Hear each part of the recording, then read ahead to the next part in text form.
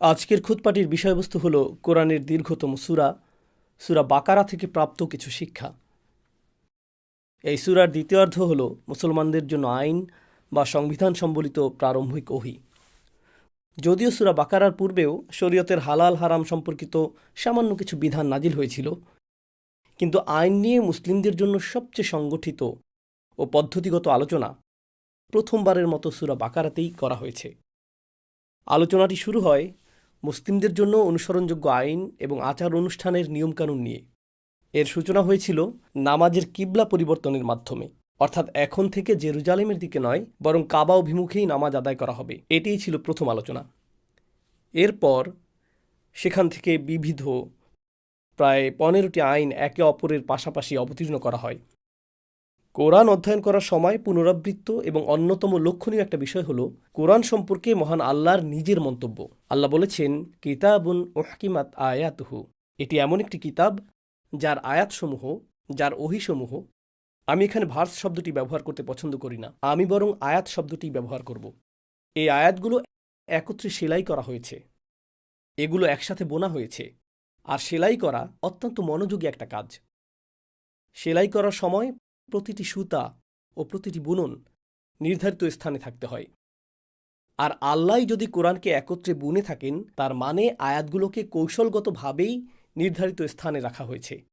আল্লাহ এই বিষয়টি নিয়ে যেভাবে কথা বলেছেন, তার মধ্যে একটি বিষয়ের প্রতি আজ আমি মনোযোগ আকর্ষণের আশা করছি, আর তা হল আল্লাহ এখানে এমন অনেক কিছুকে একসাথে বুনে দিয়েছেন যা আমাদের বিবেচনায় সাধারণত একসাথে যায় না। আল্লাহ সেগুলোকে একসাথে বুনে দিয়েছেন, এবং এটি কোরআনের বর্ণনা শৈলীর একটি গুরুত্বপূর্ণ দিক, যেখানে আল্লাহ বলেছেন তিনি তোমাদের এমন বিষয় শেখান যা তোমরা নিজেরা কখনো জানতে পারতে না। আমাদের মন বিভিন্ন যোগসূত্র তৈরি করে, যেমন আপনি ধোঁয়া দেখেন আর তখন আগুনের কথা মনে পড়ে, তাই না? কোনো জিনিস উপর থেকে পড়তে দেখলেন, আপনি তখন মাধ্যাকর্ষণ শক্তি বা জিনিসটি ভেঙে যাওয়ার কথা চিন্তা করেন। এই বিশ্বজগৎ সম্পর্কে আমাদের ধারণা হলো কার্যকারণ ও ফলাফল, কিন্তু এমন কিছু জিনিসও আছে যা আমরা মনে করি একে অপরের থেকে বিচ্ছিন্ন। তারা একই জিনিসের অংশ নয়। শিল্পকলা এক জিনিস, বিজ্ঞান অন্য জিনিস। তারা একে অপরের থেকে বিচ্ছিন্ন, তাই না? কিন্তু এক্ষেত্রে আল্লাহ এমন কিছু সংযোগ তৈরি করেছেন যা আমরা কখনোই তৈরি করতাম না। এমন কিছু সম্পর্ক আল্লাহ তৈরি করেন যা আমাদের কাছে অতটা স্পষ্ট নয়। আর এই সম্পর্কগুলোই আসলে কোরআনের মূল বার্তার অংশ। তিনি কিছু জিনিসকে এমনভাবে যুক্ত করেছেন যা আমরা কখনোই পৃথক করতে পারবো না। কোরআনের একটি বাক্যাংশ থেকেও আমরা এই ধারণাটি পাই, যেখানে আল্লাহ বলেন, ওয়ায়াকদউনা মা আমারাল্লাহু বিহি আইয়ুসাল, তারা এমন জিনিস ছিন্ন করে যা আল্লাহ যুক্ত করে রাখার আদেশ দিয়েছেন। যেমন কোরআনের আয়াতের ব্যাপারে আল্লাহ তাদেরকে যুক্ত করে রাখার আদেশ দিয়েছেন। একইভাবে আত্মীয়তার সম্পর্ক আল্লাহ তা অক্ষুণ্ণ রাখার নির্দেশ দিয়েছেন। আর আমরা যা করছি, কখনো কখনো আমাদের মধ্যে কিছু লোক যা করে, আমরা আল্লাহর শেখানো কিছু জিনিসকে নেই, এরপর সেগুলোকে আলাদা করে ফেলি এমন সব জিনিস থেকে যেগুলোকে আল্লাহ ঠিক এর পাশেই উল্লেখ করেছেন, যেন তাদের মধ্যে কোনো সম্পর্ক নেই। এখানে চ্যালেঞ্জটি বেশ জটিল, কারণ আপনি এবং আমি অন্য বই, অন্য বিষয় বা অন্য উপকরণ পড়ে অভ্যস্ত। যদি আপনি আইন বিষয়ক কোনো কোর্স করেন, সেখানে ইতিহাসের পাঠ পাবেন না, সেখানে কেবল আইনের পাঠই পাবেন। আপনি যদি দর্শন বিষয়ক কোনো কোর্স করেন, সেখানে বিজ্ঞান নিয়ে আলোচনা থাকবে না। একসাথে একটি করে বিষয়। যদি এমন একটি অধ্যায় পড়েন যার নির্দিষ্ট শিরোনাম রয়েছে, ধরুন পাহাড় সম্পর্কিত একটি অধ্যায়, আপনি পাহাড় সম্পর্কিত অধ্যায়টি পড়ার সময় নদীর কথা পাবেন না। একসাথে একটি করে বিষয়। এভাবেই আমাদের চিন্তা গঠিত, এভাবেই বইগুলো বিন্যস্ত, এভাবেই পাঠ্যক্রমগুলো বিন্যস্ত, এভাবেই শিক্ষকদের পাঠ সংগঠিত। কিন্তু যখন আপনি সেই মানসিকতাকে কোরআনের কাছে নিয়ে আসেন, তখন কি দেখতে পান? এই কিতাবটি সেই পদ্ধতি অনুসরণ করছে না। আল্লাহ আইন নিয়ে কথা বলছেন, তারপর তিনি ইতিহাস নিয়ে কথা বলছেন, তারপর তিনি অদৃশ্য জগৎ নিয়ে কথা বলছেন। এখানে এমন সব বিষয়ের সংমিশ্রণ করা হয়েছে যা আমাদের দৃষ্টিতে একসাথে যায় না। এ কারণে ভাষা জ্ঞান নিয়ে অমুসলিমরা, কোরআনের পশ্চিমা সমালোচকরা, প্রাচ্যবিদরা গত 400 বছর ধরে কোরআন সম্পর্কে সবচেয়ে বহুল প্রচলিত যে কথাটা বলেছে তা হলো কোরআনের বক্তব্য গোলমেলে। কোরআনের বক্তব্য হলো গোলমেলে, একটা জগা খিচুড়ি।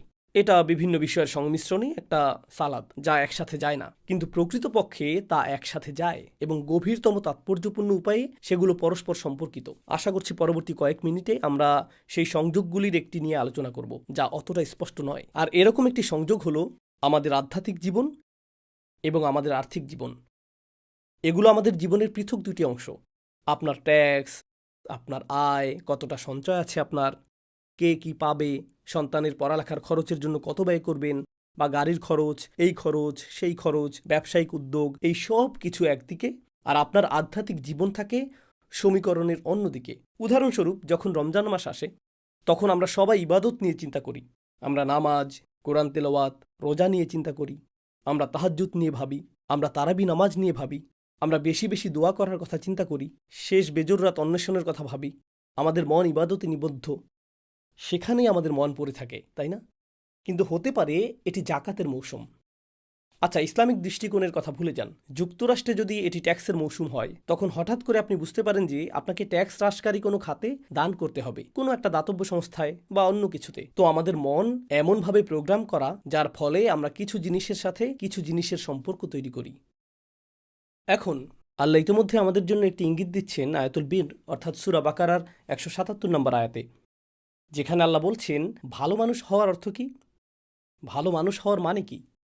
আমি এই আয়াতের ছোট একটা বিষয় এখানে উল্লেখ করব। আল্লাহ এখানে এমনভাবে বলেননি। কোরআনের অন্য জায়গায় যেভাবে বলা হয়েছে যে আপনাকে আপনার পরিবারের সাথে ভালো হতে হবে, তাই না?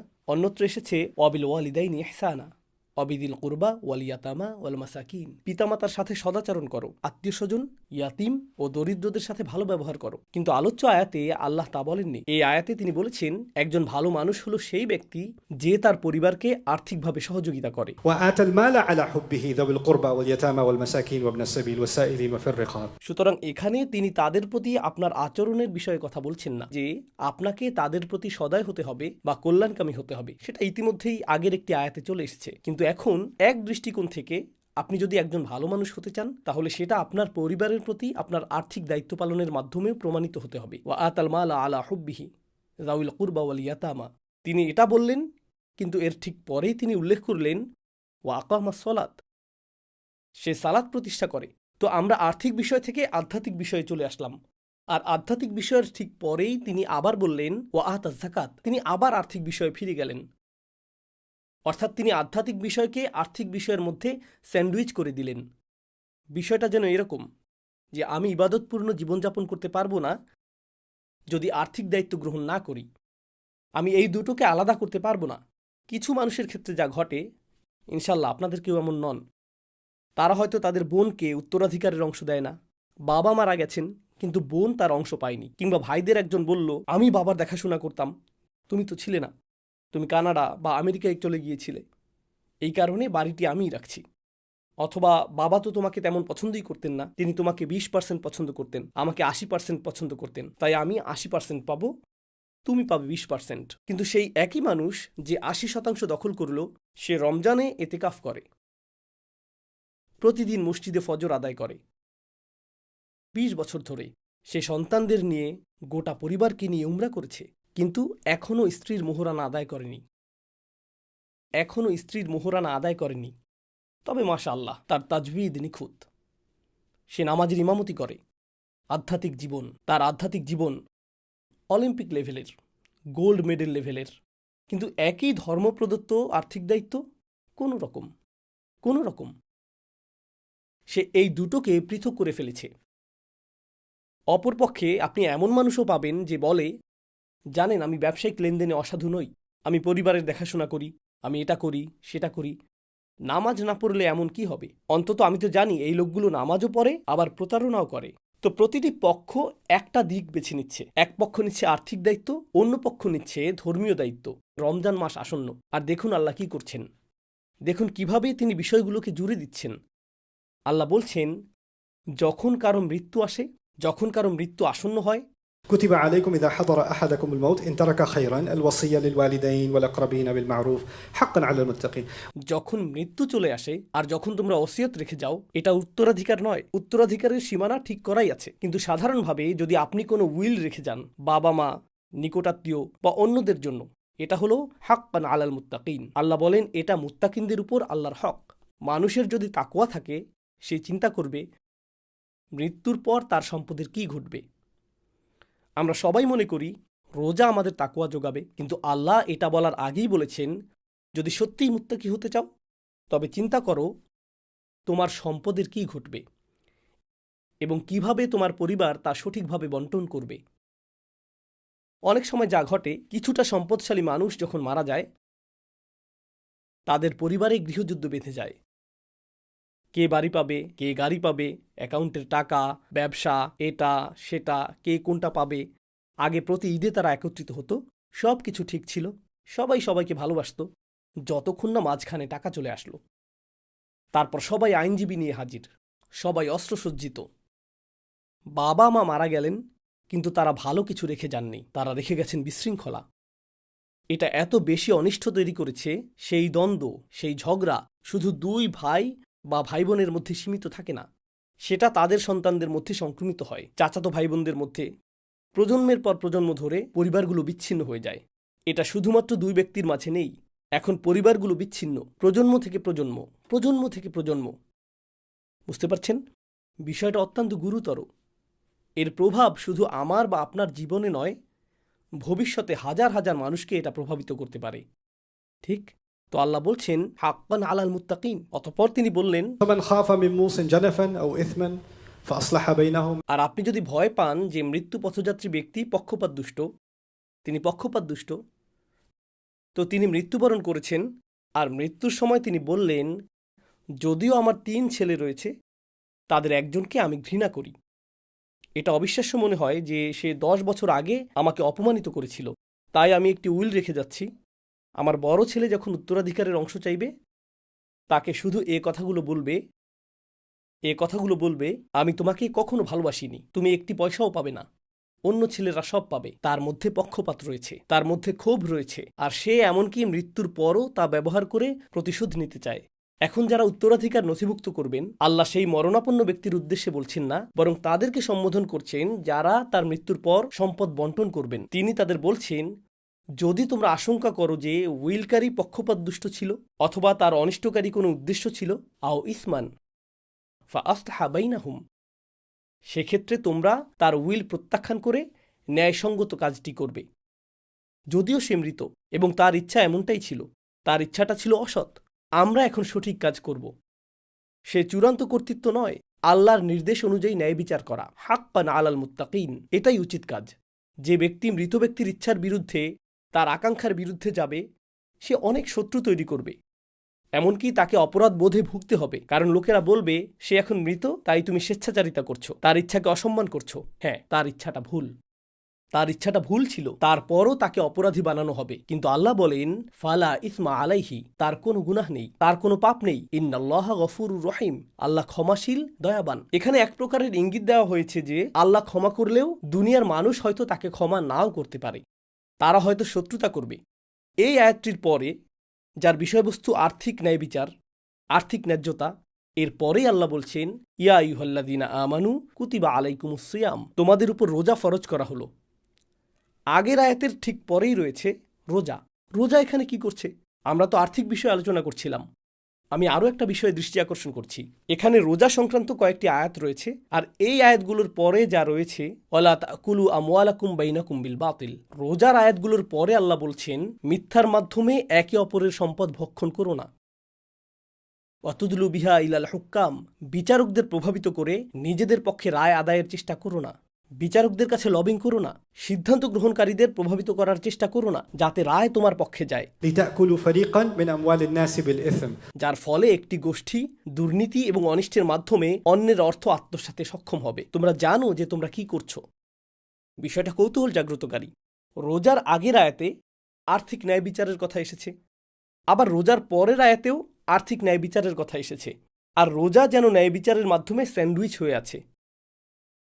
এর পূর্বের আয়াতে এসেছে হাক্কান আলাল মুত্তাকিন, আর রোজাদারদের সম্পর্কে আল্লাহ প্রথমেই বলেছেন, রোজা তোমাদের উপর ফরজ করা হয়েছে যেমন ফরজ করা হয়েছিল তোমাদের পূর্ববর্তীদের উপর, যাতে তোমরা তাকওয়া অর্জন করতে পারো। তাকওয়ার কথাটি এই প্রথম আসছে না, বরং এটা তাকওয়ার সংজ্ঞারই ধারাবাহিক আলোচনা। তো এর একটি আংশিক সংজ্ঞা ইতিমধ্যেই চলে এসেছে, আর সেই সংজ্ঞার সাথে ইবাদতের সম্পর্ক নেই, এর সম্পর্ক অর্থের সাথে। কিভাবে উপার্জন করছেন, কিভাবে খরচ করছেন, অর্থ দিয়ে কি করছেন, অর্থ ব্যবহার করে কিভাবে মানুষকে প্রভাবিত করছেন, এটা খুব স্বাভাবিক। যদি আপনার বড় একটি পরিবার থাকে, আর সেই পরিবারের কিছু মানুষ বা 1-2 ব্যক্তির কাছে প্রচুর অর্থ থাকে, তাদের ঘর অন্যদের চেয়ে বড়, তাদের ক্যারিয়ার অন্যদের চেয়ে বড়, আপনার ক্যারিয়ার যত বড়, আপনার অর্থ যত বেশি, সেই পরিবারে আপনার প্রভাবও তত বেশি, আপনার হাত তত ভারী। আল্লাহ বলেন, ولا تأكلوا أموالكم بينكم بالباطل وتدلوا بها يعني بالأموال إلى الحكام لتأكلوا فريقا من أموال الناس بالإثم. বিচারকদের প্রভাবিত করতে তোমাদের অর্থ ব্যয় করো না, অন্যদের প্রভাবিত করে নিজের কাজ হাসিল করতে অর্থ ব্যয় করো না। এটাই আল্লাহর নির্দেশ, এটাই হুকুম, এটাই তাকওয়ার অর্থ। রমজান আসন্ন এবং আমরা অনেক আলোচনা শুনব, অনলাইনে অনেক লেকচার দেখব, এমনকি জুমার খুতবাতেও থাকবে। রমজানের প্রস্তুতি কিভাবে নেবেন? কোরআন তেলাওয়াত শুরু করুন, বেশি বেশি উপাসনা করুন, বেশি বেশি ইবাদত করুন, ইত্যাদি ইত্যাদি। চমৎকার, এগুলো সবই ভালো, সবই সত্য। কিন্তু আল্লাহ এই সব কিছুকে অর্থনৈতিক বিষয়ের সাথে সংযুক্ত করেছেন। তাই রমজান যখন আসন্ন হয় আর আপনি যদি তাকওয়াবান ব্যক্তি হতে চান, আমি তাকওয়াবান হতে চাই, কিন্তু কারো কাছে আপনার ঋণ আছে, অথবা আপনি কারো আর্থিক অধিকার আদায় করেননি, স্ত্রীর মোহরানা আদায় করেননি, অথবা আপনি বোনের অংশ প্রদান করেননি, বা ব্যবসায়িক পার্টনারকে তার প্রাপ্য দেননি, যদিও আপনি জানেন যে অন্যায় আপনারই, আপনি ভয় দেখিয়ে তাকে তার অংশ থেকে বঞ্চিত করেছেন। যদি এগুলো সবই সত্য হয়, এরপর আপনি যদি হারাম শরীফে রমজানের শেষ দশকে ইতিকাফও করেন, তাহলে আপনি হয়তো এমন কিছুকে বিচ্ছিন্ন করছেন যা সংযুক্ত রাখার আদেশ আল্লাহ দিয়েছেন। হতে পারে এটা এক প্রকার মুনাফিকি, এটা এক প্রকার আফাত উমিনুনা বিবাদিল কিতাব ও তাকফুরুনা বিবাদ। আপনি কিতাবের কিছু অংশকে গ্রহণ করছেন, কিছু অংশকে অস্বীকার করছেন। Right? আমরা এমন মানুষ হতে পারি না, আমাদের পক্ষে এমন হওয়া সম্ভব নয়। রমজানের মূল উদ্দেশ্য সম্পর্কে আল্লাহ বলছেন, আল্লাহ বলেন, শাহরু রমাদান আল্লাযী উনজিলা ফীহিল কুরআন হুদাল লিন্নাস। রমজান মাস যাতে কোরআন নাজিল করা হয়েছে, এটি মানুষের জন্য হিদায়েত। কিভাবে আমরা এই কথা বলতে পারি আর মনে করি যে এই রমজানে আল্লাহ আমার কাছ থেকে শুধু চান আমি কত খতম কোরআন পড়ব, অথচ কোরআন যা করতে বলেছে সুরেলা তেলাওয়াত করেও অন্ধ বধিরের মতো আমি সেসব উপেক্ষা করে যাই। لم يخروا عليها صما وعميانا. তারা অন্ধ ও বধির হয়ে এটা উপেক্ষা করে না। এরকম বিদ্রুপ কিভাবে সম্ভব? আমরা এরকমটা আর করতে পারি না। আল্লাহর কিতাবকে আমাদের সেভাবেই দেখতে হবে যেভাবে দেখা উচিত, উন্মুক্ত চোখে, আমার সামনে আয়না রেখে এবং আপনার সামনে আয়না রেখে। ঠিক যেভাবে আমি বলতে চাই রোজার সময় আমি কিছু খাইনি, রোজার সময় আমি কিছু পান করিনি, একইভাবে আমরা বলতে পারা উচিত রোজার সময় আমি অন্যায়ভাবে কারো অর্থ খাইনি, রোজার সময় আমি অন্যায়ভাবে কারো কারো পানি পান করিনি। মুরগি যদি হালালও হয়, আপনি হালাল দোকান থেকে এটা কিনেছেন, এরপরও 3 বার চেক করে নিশ্চিত হন। আপনি বলেন আমি চাই মুরগিটাকে আমার চোখের সামনে জবেহ করা হোক, কারণ আমি নিশ্চিত হতে চাই এটা কতটা হালাল। এটা ভালো, কিন্তু যে অর্থ দিয়ে আপনি এটা কিনেছেন তা কোনো প্রতারণা অথবা ঋণ খেলাপে অর্থ থেকে এসেছে, যা পরিশোধ করার প্রতিজ্ঞা আপনি করেছিলেন। তাহলে প্রকৃতপক্ষে এটা কি হালাল হয়েছে? মুরগি হালাল হতে পারে, কিন্তু আপনার জন্য তা হালাল নয়। সেটা ভালো হতে পারে, কিন্তু আপনার জন্য ভালো নয়। এই জন্যই আল্লাহ ঠিক পরেই বলেছেন, ওয়ালা তাকুলু আমওয়ালাকুম বাইনাকুম বিল বাতিল। আল্লাহ চমৎকারভাবে এটা করেছেন। আল্লাহ তার কিতাবে এমন বিষয়ের মাঝে সংযোগ তৈরি করেছেন যা আমাদের দ্বারা সম্ভব ছিল না। আমরা যদি শুধু আল্লাহর বাণীগুলো নিয়ে চিন্তা করি, তাহলে প্রতি রমজানে আমাদের অনেক সমস্যার সমাধান হয়ে যাবে। ঠিক যেমন আপনি প্রতিটি রমজানে একজন নতুন আধ্যাত্মিক মানুষ হয়ে ফিরতে চান, তেমনি আপনি হতে পারবেন পরিবারের ভিন্ন এক সদস্য, ভিন্ন একজন ব্যবসায়ী, অর্থের ব্যবস্থাপনার ক্ষেত্রে একজন ভিন্ন মানুষ, প্রতিশ্রুতি রক্ষায় একজন ভিন্ন ব্যক্তি। তখন অর্থনৈতিক বিবেচনায় নিজেকে পরিচালিত করার দৃষ্টিভঙ্গিটি সম্পূর্ণ বদলে যাবে। এটি আমার শেষ মন্তব্য, যেহেতু আমি খুতবাটির সমাপ্তি টানছি। আল্লাহ আজ্জাজাল্লাহ আমাদেরকে তাকওয়ার একটা সংজ্ঞা দিয়েছেন যা ইবাদতের সাথে সম্পর্কিত, এবং তিনি সেই সংজ্ঞার আরেকটি অংশ দিয়েছেন যা অর্থ সম্পদের বিবেচনায় মানুষের সাথে আমাদের আচরণের সাথে সম্পর্কিত। আর এই দুটির সমন্বয়েই তাকওয়া গঠিত। সুতরাং আপনি কেবল একটি অংশ বেছে নিয়ে বলতে পারবেন না যে আমার তাকওয়া আছে। আমি তাকওয়া শব্দটি ব্যবহার করছি, আপনাদের অনেকে এই শব্দটির সাথে পরিচিত নাও হতে পারেন। তাকওয়া মূলত এসেছে ওকায়া থেকে, আর ওকায়া অর্থ হলো সুরক্ষা। তাকওয়া অর্থ এমন কেউ যে নিজেকে সুরক্ষিত করছে। আক্ষরিক অর্থেই মুত্তাকি অর্থ এমন ব্যক্তি যে নিজেকে সুরক্ষিত করছে। আপনি যদি ঘরে প্রবেশ করে দরজা বন্ধ করে দেন যাতে কেউ ঘরে প্রবেশ করতে না পারে, তাহলে আপনি তাকওয়ার একটি কাজ করলেন। এটাই তাকওয়ার আক্ষরিক অর্থ। সুতরাং প্রকৃতপক্ষে তাকওয়া হলো নিজেকে সুরক্ষিত করা। কি থেকে সুরক্ষিত করবেন? প্রথমত আপনি নিজেকে আপনার নিজের সত্তা থেকে সুরক্ষিত করবেন। অমাইয়ুকা শুহ্হা নাফসিহি ফাউলাইকা হুমুল মুফলিহুন। যাকে সুরক্ষিত করা হয়েছে একই শব্দমূল থেকে, ইউকা তাকওয়া থেকে এসেছে। অমাইয়ুকা শুহ্হা নাফসিহি অর্থাৎ যাকে নিজের মধ্যকার লালসা থেকে সুরক্ষিত করা হয়েছে সেই সফল মানুষ। আল্লাহ এমনটাই বলেছেন। তাকওয়ার কাজ হলো আপনাকে আপনার থেকেই সুরক্ষিত করা, আমাকে আমার থেকেই সুরক্ষিত করা। আমার অভ্যন্তরে একটি ভয়ঙ্কর লোভী, স্বার্থপর, আত্মপূজারী এবং বিষাক্ত সত্তা আছে। এটা আমার ভিতরে রয়েছে। আমার অভ্যন্তরে একটি ভয়ানক নফস আছে, এটা বিদ্যমান এবং এটা একটা দানব। আর আমার সেই অংশ থেকে আমার নিজেকে সুরক্ষিত রাখতে হবে। আমি আমার সেই অংশকে উপেক্ষা করতে পারি না। আমাকে সচেতন থাকতে হবে, কারণ এটা সর্বদাই থাকবে। আর আমাকে সেই পশুটাকে দমিয়ে রাখতে হবে, আমাকে এটাকে দমন করতে হবে। ঠিক যেমন আমরা রমজানে আমাদের ক্ষুধাকে দমন করি, একইভাবে আমাদের লালসাকেও দমন করতে হবে, এটাকেও আমাদের দমন করতে হবে। এটাই তাকওয়ার বার্তা, নিজেকে নিজের থেকে সুরক্ষিত করা। এরপর সেখান থেকে শুরু হয় নিজেকে আল্লাহর অসন্তুষ্টি থেকে সুরক্ষিত করা, নিজেকে আল্লাহর ক্রোধ থেকে সুরক্ষিত করা, নিজেকে শাস্তি থেকে সুরক্ষিত করা। فاتقوا النار واتقوا يوما ترجعون فيه إلى الله। নিজেকে কিয়ামতের দিন থেকে সুরক্ষিত করা, সেই দিন যখন তোমরা সকলেই আল্লাহর দিকে ফিরে যাবে। আর এর সব কিছুই শুরু হবে আমাদের নিজেদের থেকে নিজেদেরকে সুরক্ষিত করার মাধ্যমে। আল্লাহ আজ্জা ওয়া জাল্লা আমাদেরকে এমন মানুষে পরিণত করুন যাতে রমজান এগিয়ে আসার সাথে সাথে আমরা নিজেদের মধ্যকার কি কি সুরক্ষিত থাকতে হবে তা আরও বেশি করে উপলব্ধি করতে পারি। আল্লাহ আজ্জা ওয়া জাল্লা আমাদেরকে আমাদের নিজস্ব ত্রুটি, ব্যর্থতা ও প্রবণতাগুলো সম্পর্কে অবিশ্বাস্য রকম আত্মসচেতন করে তুলুন, আর আমাদের নিজেদের ভেতরে সততা ও শক্তি প্রদান করুন যাতে আমরা আমাদের সেই দিকগুলো ঢেকে রাখতে পারি। অন্য কেউ আমাদের ত্রুটিগুলো উল্লেখ করার পরিবর্তে, অন্য কেউ আমাদের অকল্যাণ বা কুপ্রবৃত্তিগুলো চিহ্নিত করার পরিবর্তে বরং আমি নিজেই যেন নিজের অকল্যাণগুলো চিহ্নিত করতে পারি এবং সেগুলো সংশোধন করতে পারি। এটাই তাকওয়ার মূল কাজ।